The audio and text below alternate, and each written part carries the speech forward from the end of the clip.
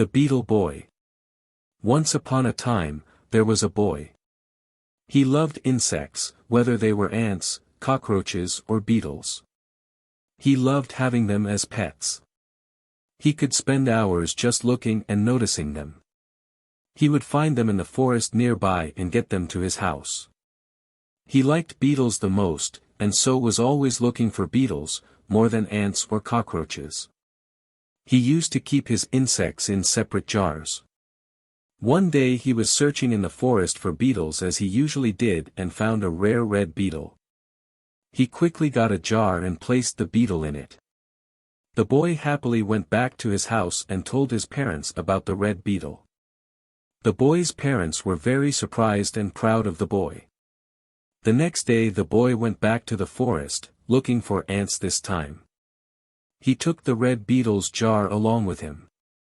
He was keeping the jar always with him as he cared a lot about the beetle. When he got there, he found about 12 ants.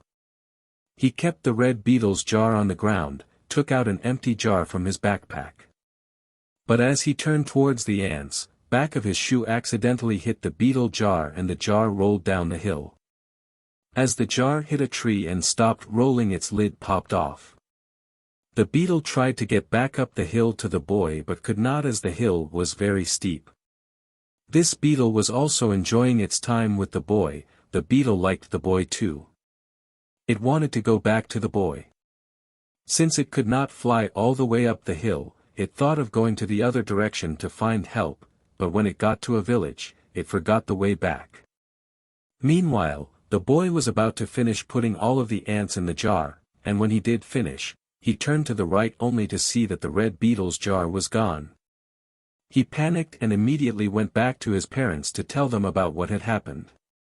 His parents were astonished. They knew that the boy loved the beetle and would be very sad to lose it. They went to the place from where the boy collected the ants, and started to search for the beetle. They couldn't find it. They looked everywhere from the top of the hill to the bottom, and when they got to the bottom, they saw the beetle's jar open. The boy sobbed. He had spent a lot of days looking for that beetle tirelessly. Meanwhile the beetle was trying to get help from one of the villagers. The beetle missed the boy too. The beetle saw a villager going uphill and sat on his back. The villager passed the boy and his parents and asked them what they were looking for. They told him about the boy's interest in collecting insects and flies and how he lost his favorite beetle.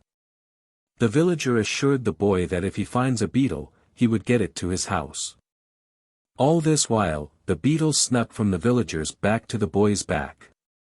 Finally, they left for the house. His parents tried to comfort him. It was then that they saw a red insect slithering on his back. Yes. It was the beetle. The boy was overjoyed by seeing the beetle come back to him. All the three were amazed.